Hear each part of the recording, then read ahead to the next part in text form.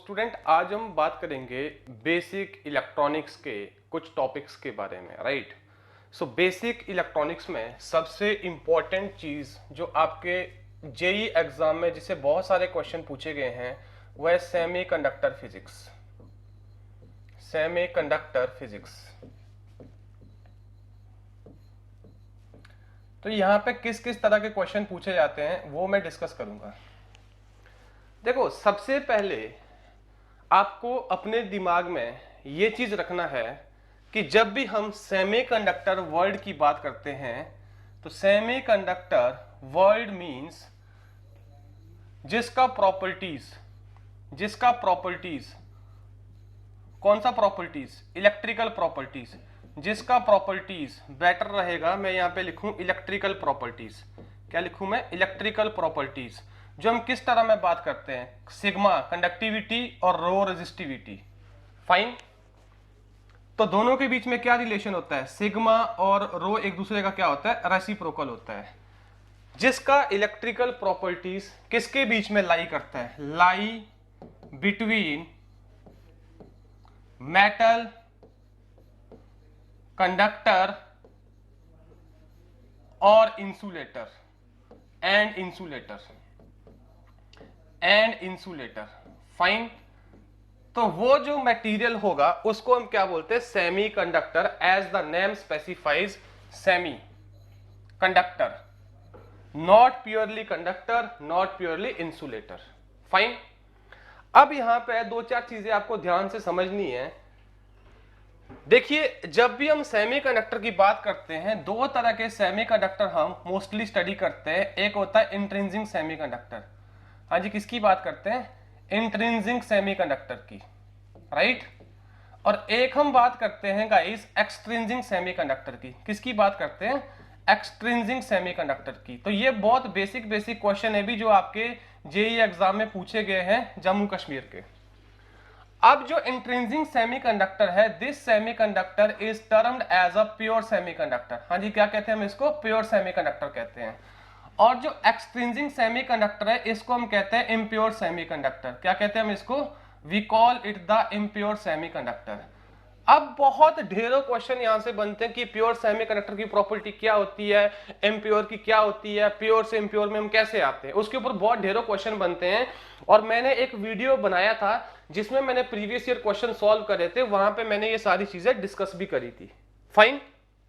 अब ये डिस्कशन करने से पहले मैं कुछ चीजें आपको बताना चाहूंगा।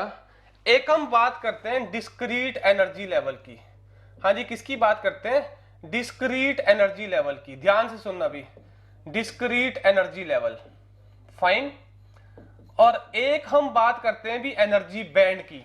किसकी बात करते हैं? एनर्जी बैंड की। ध्यान से सुनना, किसकी बात करते हैं? एनर्जी बैंड की। देखो, दोनों में क्या डिफरेंस है, ध्यान से समझिएगा।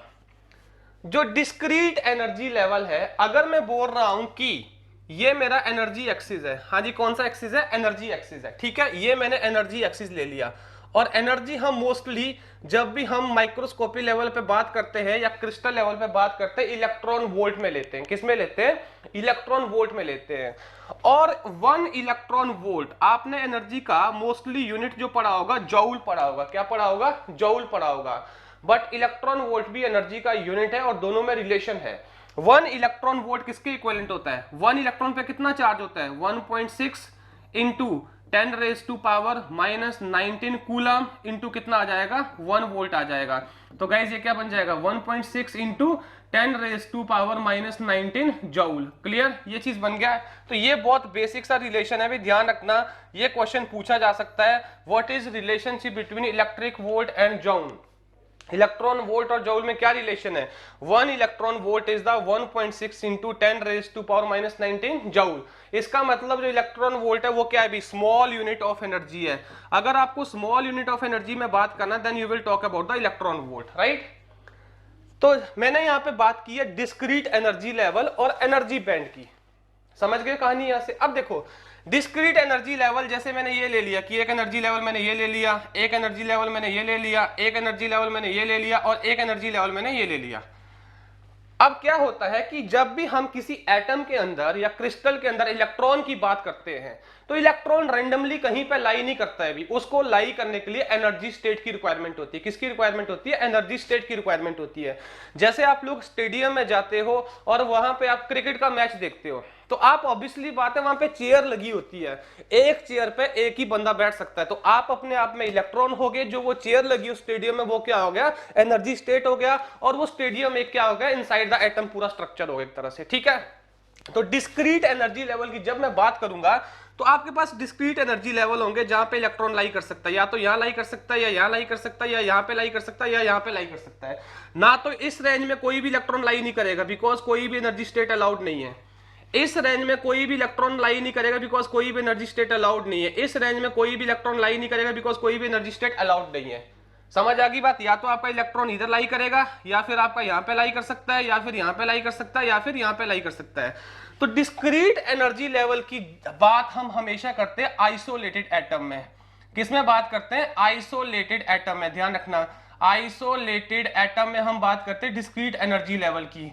जब मेरे पास एक अकेला एलिमेंट या एटम है तो हम बात करते हैं डिस्क्रीट एनर्जी लेवल की, बिकॉज वहां पे कोई भी एक्सटर्नल ओवरलैपिंग नहीं होती है, वहां पे सराउंडिंग में किसी और का इन्फ्लुएंस नहीं होता है। जैसे मैं सिलिकॉन की बात कर लेता हूं। सिलिकॉन एक बेसिक सेमीकंडक्टर है, राइट? और सिलिकॉन का जो एटॉमिक नंबर होता है guys that is Z is equal to 14। एक तो मैं आपको छोटा सा क्वेश्चन बता देता हूं, सभी ने क्या याद करना है? सिलिकॉन का एटॉमिक नंबर कितना है, जर्मेनियम का एटॉमिक नंबर कितना है, कार्बन का एटॉमिक नंबर कितना है, इन सबके एटॉमिक नंबर याद कर लो, राइट? ये क्वेश्चन पूछे जाते हैं भी इनका एटॉमिक नंबर कितना है, ओके? तो सिलिकॉन का कितना बताया मैंने? 14, राइट? Is it clear? तो बताइए इसके आउटर मोस्ट में कितने इलेक्ट्रॉन होंगे? भी इसके आउटर मोस्ट में 4 इलेक्ट्रॉन्स होंगे। तो मैंने क्या करा, ये सिलिकॉन का मैंने न्यूक्लियस बना दिया, प्लस प्लस, यहाँ सारे क्या होंगे? प्रोटॉन होंगे। तो ऑब्वियसली बात है इसके सराउंडिंग में क्या होंगे? भी इलेक्ट्रॉन्स होंगे। ये एटॉमिक स्ट्रक्चर बना दिया मैंने, बेसिक क्या बना दिया मैंने? एटॉमिक स्ट्रक्चर बना दिया इस तरह से, ये मैंने एटॉमिक स्ट्रक्चर बना दिया। तो इसके सराउंडिंग में क्या होंगे? इलेक्ट्रॉन्स होंगे। और ये जो सारे इलेक्ट्रॉन है, चाहे यहाँ पे लाई कर रहा है, चाहे यहाँ पे लाई कर रहा है, चाहे यहाँ पे लाई कर रहा है, उनके साथ क्या होगी? एक एसोसिएटेड एनर्जी होगा। Is it clear? और जो भी इलेक्ट्रॉन इसके अंदर लाई कर रहे होंगे उनकी एनर्जी क्या होगी? डिस्क्रीट होगी, एक डेजिग्नेटेड एनर्जी होगी ऐसे। बट एज्यूम करो, अब मैं बोल रहा हूं कि मेरे पास 5 into 10⁻22 atom per centimetre cube है। एज्यूम करो कोई मेरे को ऐसी डेफिनेशन दे रहा है कि मैंने 5 into 10⁻22 atom per centimetre cube डाल दिए, मतलब मैंने बहुत सारे एटम क्या कर दिए? पुट टुगेदर कर दिए, एक मैंने क्रिस्टल बना दिया, ठीक है? एक सॉलिड में मैंने इतने एटम डाल दिए, तो क्या होगा अभी बताओ? ऐसे इतना नंबर ऑफ एटम जब एक दूसरे के क्लोज आएंगे तो उनके जो आउटर मोस्ट इलेक्ट्रॉन्स होंगे वो क्या करेंगे? आपस में ओवरलैप करना स्टार्ट करेंगे, आपस में इंटरेक्शन करना स्टार्ट करेंगे। समझ आ गई बात यहां से? तो जब हम इतने एटम पर सेंटीमीटर क्यूब डालेंगे, या जब हम सॉलिड और क्रिस्टल की बात करेंगे, किसकी बात करेंगे? सॉलिड की बात करेंगे, तो हम हमेशा बात करेंगे एनर्जी बैंड में। किसमें बात करेंगे? एनर्जी बैंड में। ये क्वेश्चन पूछा जाता है भी कि डिस्क्रीट एनर्जी लेवल की बात कहां होती है? आइसोलेटेड एटम में होती है। एनर्जी बैंड की बात कब होती है? जब हम सॉलिड की बात करते हैं, जहां पे हम lakhs, million, trillions of atom per centimetre cube और पर यूनिट वॉल्यूम की बात करते हैं। समझ आ गई बात यहां से? अब एनर्जी बैंड हुआ क्या? ये मैंने कोई एनर्जी बैंड ले लिया, ये लीजिए। अगर मेरे को कोई कह रहा है कि ये एनर्जी बैंड है, मतलब ये एक रेंज ऑफ एनर्जी है। समझ आ गई बात? ये एक रेंज ऑफ एनर्जी है।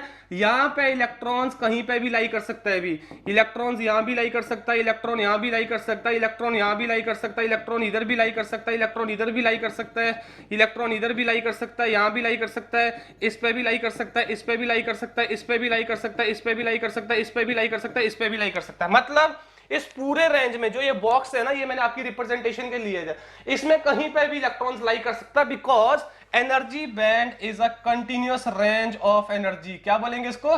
Continuous range of energy. Continuous range of energy. Is it clear? Continuous range of energy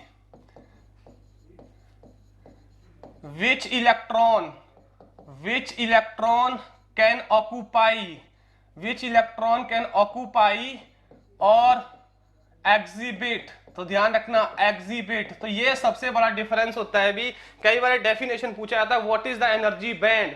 energy band it a continuous range of the energy. Electron कहीं पे भी लाई कर सकता है, यहां भी हो सकता है, यहां। कंटिन्यूअस का मतलब क्या होता है? भी अगर मैं ये एक्सिस बना रहा हूं, यहां पे ध्यान दीजिए, ये एक्सिस बना रहा हूं, अगर मैं ये पॉइंट और ये पॉइंट, 2 पॉइंट ले रहा हूं, तो इन दोनों के बीच में क्या है? ऑब्वियसली बात है, डिफरेंस है एनर्जी का कि नहीं है? बताओ। अगर ये एनर्जी E1 है और ये एनर्जी E2 है, तो E2 किसके इक्विवेलेंट आएगा? बताओ। E1 प्लस डेल्टा E आएगा कि नहीं आएगा? तो इसका मतलब ये दो क्या हो गए? डिस्क्रीट स्टेट हो गए। या तो यहां हो सकता है या फिर यहां हो सकता है, डिस्क्रीट हो गए। बट अगर मैं यहां पे डेल्टा ई को, अगर मैं यहां पे डेल्टा ई को 0 कर दूं, तो ये कहां आ जाएगा? इसके बिल्कुल नजदीक आ जाएगा।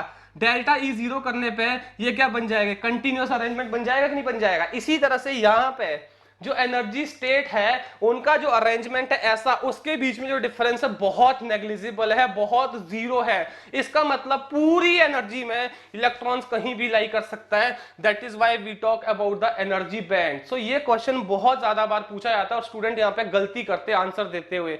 तो गाइस कंक्लूजन है, आइसोलेटेड एटम में डिस्क्रीट एनर्जी लेवल में बात करेंगे, सॉलिड और क्रिस्टल में जब हमारे पास lakhs trillion billions of atom per centimetre cube है तो एनर्जी बैंड की बात करेंगे। एनर्जी बैंड क्या होगा? इस तरह से continuous range of the energy, जहां पे इलेक्ट्रॉन एग्जिबिट कर सकता है, जहां पे इलेक्ट्रॉन एग्जिस्ट कर सकता है, राइट।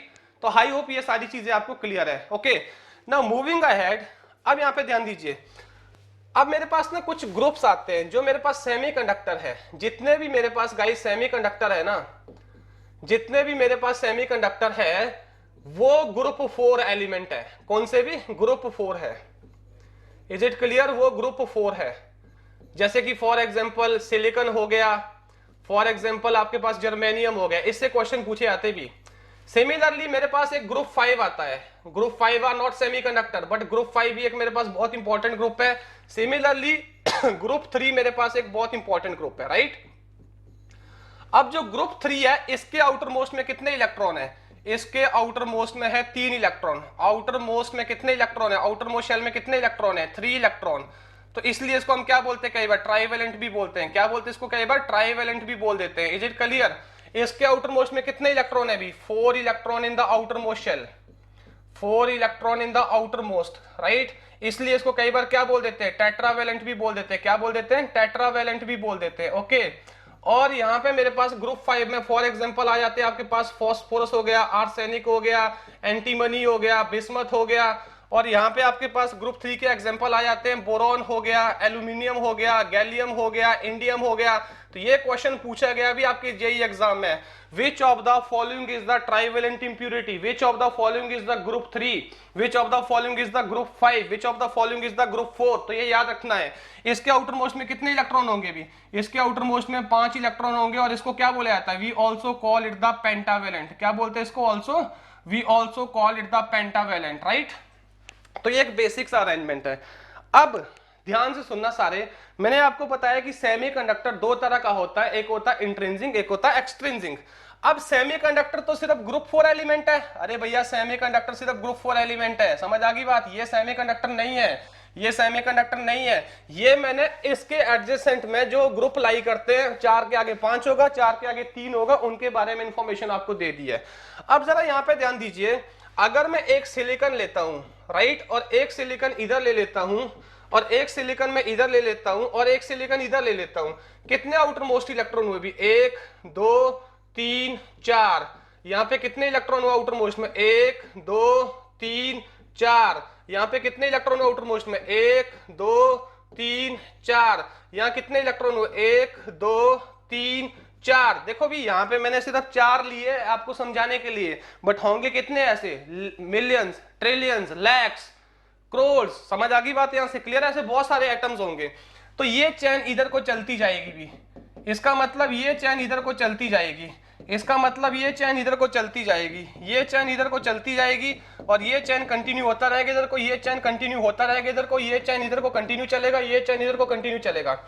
अब ऑक्टेट कंप्लीट करने के लिए कितने इलेक्ट्रॉन चाहिए? 8 इलेक्ट्रॉन। कितने इलेक्ट्रॉन चाहिए? 8 इलेक्ट्रॉन। तो देखो इसके पास अपने 4 आउटर मोस्ट में थे, ग्रुप 4 बोला था मैंने, 4 इसके पास है, 4 इसके पास है, 4 इसके पास है। बट ऑक्टेट कंप्लीट करने के लिए कितने इलेक्ट्रॉन चाहिए गाइस? 8 electron, right.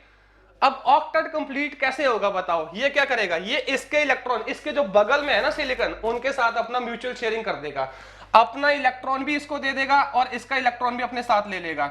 ये इधर वाले के साथ क्या कर देगा? म्यूचुअल शेयरिंग कर देगा। ये इधर वाले के साथ म्यूचुअल शेयरिंग कर देगा, ये इधर वाले के साथ म्यूचुअल शेयरिंग कर देगा, ये इधर वाले के साथ म्यूचुअल शेयरिंग कर देगा, ये इधर वाले के साथ म्यूचुअल शेयरिंग कर देगा, ये इधर वाले के साथ कर लेगा और ये इधर वाले के साथ कर लेगा। सिमिलरली ये इधर वाले के साथ म्यूचुअल शेयरिंग कर लेगा, सिमिलरली ये इधर वाले के साथ करेगा और ये इस तरह से स्ट्रक्चर चलता जाएगा, इस तरह से स्ट्रक्चर चलता जाएगा। तो गाइस बताओ ये कौन सा कोवलेंट बॉन्ड बन रहा है? ये बॉन्ड बन रहा है कोवलेंट बॉन्ड। कौन सा बॉन्ड बन रहा है यहाँ पे? Covalent bond. तो सेमीकंडक्टर में कौन सा केमिकल फोर्स होता है? भी कौन सा बॉन्ड होता है? Covalent bond. This is the one of the question. Covalent bond क्या होता है? कोवलेंट बॉन्ड होता है mutual sharing of electron. Covalent bond होता है guys mutual sharing of electron to complete the octet. किसके लिए?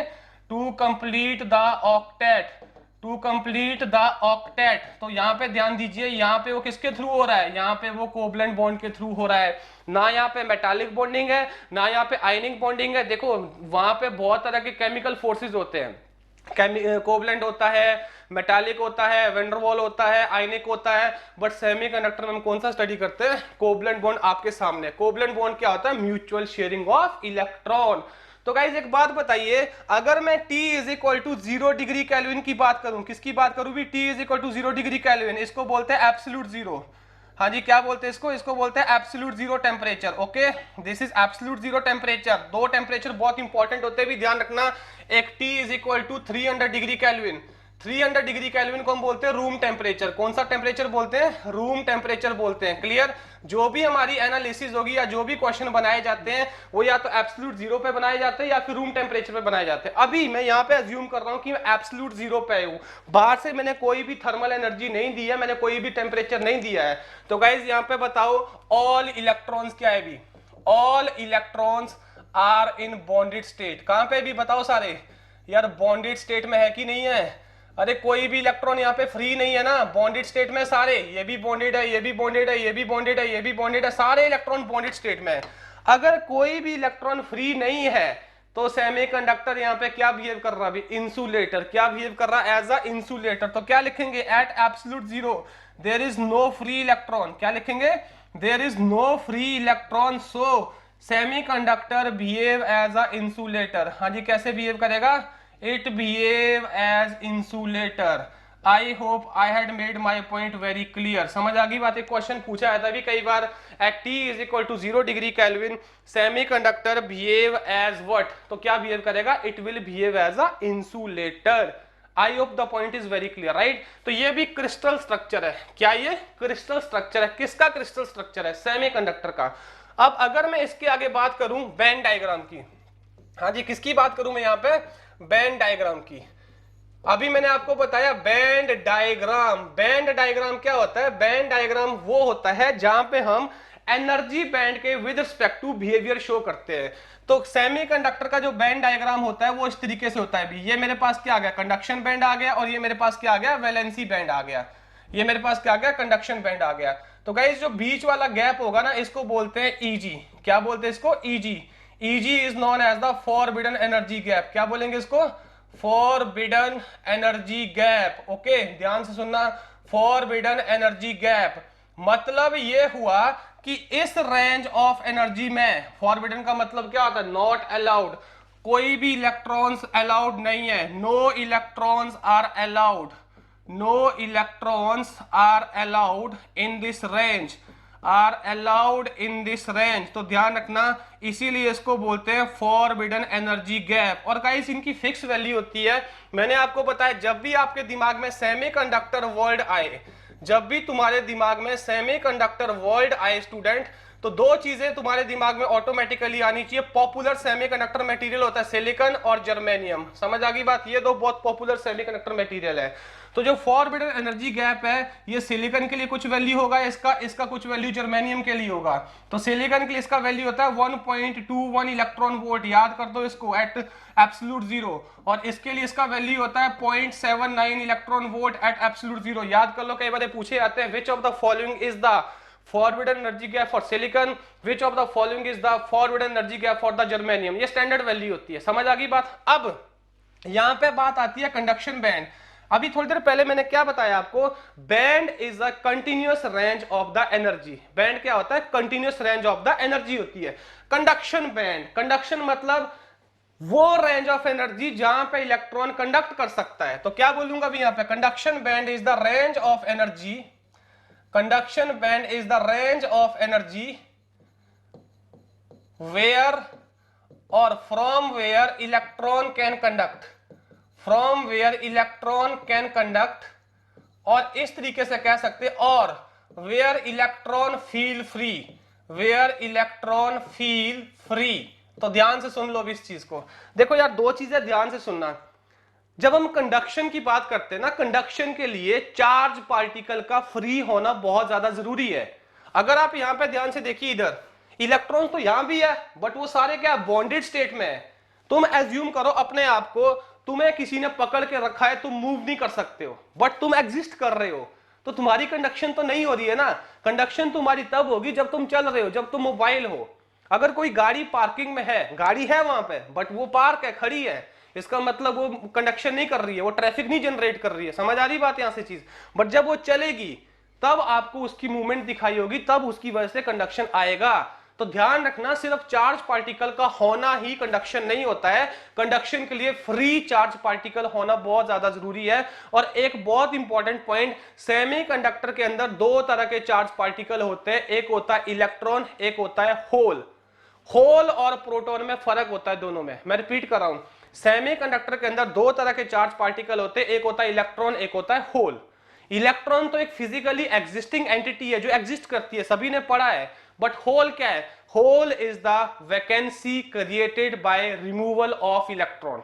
एज्यूम करो तुम क्लास में बैठे हो, ठीक है, अभी तुम चेयर पे बैठे हो, अब तुम क्लास से बाहर गए, तो क्लास में क्या हुआ? एक तो स्टूडेंट बाहर गया, तो इलेक्ट्रॉन हो गए तुम, और दूसरा क्लास में एक सीट खाली होगी, तो वो क्या बन गया? वो चेयर बन गई। क्या बन गई वो चेयर? क्या हो गया? होल हो गया आपके पास। समझ आ गई बात यहां से? तो सेमीकंडक्टर में दो तरह के चार्ज पार्टिकल होंगे, एक इलेक्ट्रॉन, एक होल। इलेक्ट्रॉन पे नेगेटिव चार्ज होता है, होल पे वही पॉजिटिव चार्ज होता है, 1.6 इंटू 10⁻⁻19। अब तीन बैंड है यहाँ पे, conduction band, valency band, forward energy gap. Forward energy gap तो मैंने वो रेंज ऑफ एनर्जी बोल दिया जहां पे इलेक्ट्रॉन अलाउड ही नहीं है, और उसकी रेंज कितनी होती है? सिलिकॉन के लिए इतनी, जर्मेनियम के लिए इतनी।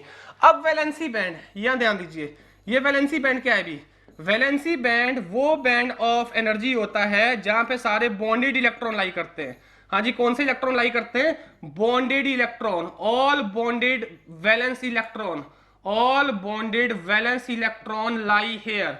अरे भैया यहाँ पे ध्यान दीजिए, इसके आउटर मोस्ट में कितने वैलेंस इलेक्ट्रॉन थे? 4, इसके भी 4, इसके भी 4, इसके भी 4। उन सब ने क्रिस्टल बनाने के लिए आपस में क्या कर दिया? कोवलेंट बॉन्ड बना दिया। सारे क्या है? वैलेंस इलेक्ट्रॉन है, सारे वैलेंस इलेक्ट्रॉन है ना यहाँ जितने भी दिख रहे हैं, और सारे किस में? बॉन्डेड स्टेट में। तो ये अगर मैं बैंड डायग्राम में दिखाऊंगा, ये कहाँ होंगे? भी यहाँ पे दिख रहे होंगे सारे। कहाँ होंगे? यहाँ पे दिख रहे होंगे। इसीलिए मैंने क्या बोला, वैलेंसी बैंड से कभी भी इलेक्ट्रॉन कंडक्ट नहीं करता है, बिकॉज वैलेंसी बैंड में सारे इलेक्ट्रॉन कौन से स्टेट में है? बॉन्डेड स्टेट में, मतलब वो फ्री नहीं है। इलेक्ट्रॉन कहां से कंट्रीब्यूट करता है कंडक्शन में? कंडक्शन बैंड से। बिकॉज कंडक्शन बैंड वो रेंज ऑफ एनर्जी है जहां पे इलेक्ट्रॉन अपने आप को फील करता है फ्री। अगर वो फ्री फील कर रहा है, मतलब वो कंडक्शन में कंट्रीब्यूट कर सकता है। तो जाहिर सी बात क्या हुई बताओ? अब इलेक्ट्रॉन को फ्री कराना है, बिकॉज कंडक्शन करानी है। बिकॉज तुम लोगों ने यहां पे बोला है कि at T is equal to 0 degree kelvin semi conductor behave as a insulator. Insulator में तो कोई कंडक्शन नहीं होती है, क्योंकि कोई भी फ्री चार्ज पार्टिकल नहीं है, और यहां भी कोई फ्री चार्ज पार्टिकल नहीं था। बट तुम्हें तो कंडक्शन करानी है, क्योंकि सेमीकंडक्टर क्या कर सकता है? कंडक्ट भी कर सकता है। स्टार्टिंग में मैंने बोला कि सेमीकंडक्टर का प्रॉपर्टी किसके बीच में लाई करता है? इंसुलेटर और मेटल कंडक्टर के बीच में। समझ आ गई बात यहां से? तो क्या करना पड़ेगा? इलेक्ट्रॉन को यहां से कहां भेजना पड़ेगा? ऊपर भेजना पड़ेगा। तो इलेक्ट्रॉन को यहां से ऊपर भेजने के लिए कितनी एनर्जी देनी पड़ेगी? इतनी एनर्जी देनी पड़ेगी। और वो एनर्जी तुम किसकी फॉर्म में दे सकते हो?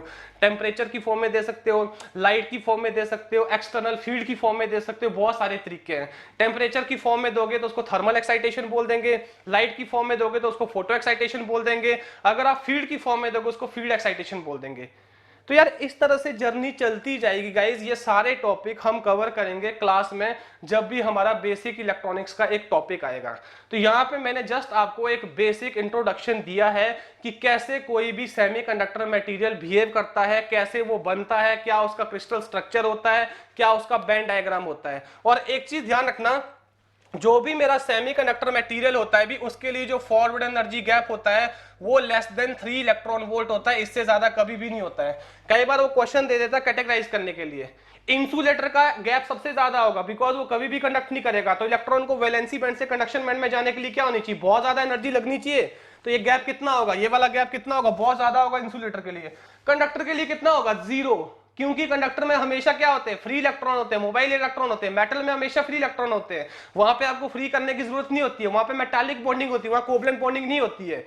सेमीकंडक्टर में ये गैप क्या होता है, लेस देन 3 इलेक्ट्रॉन वोल्ट। इस मतलब अगर हम band diagram point of view से भी देखें तब भी सेमीकंडक्टर किसके बीच में लाई कर रहा है, मेटल और इंसुलेटर के बीच में।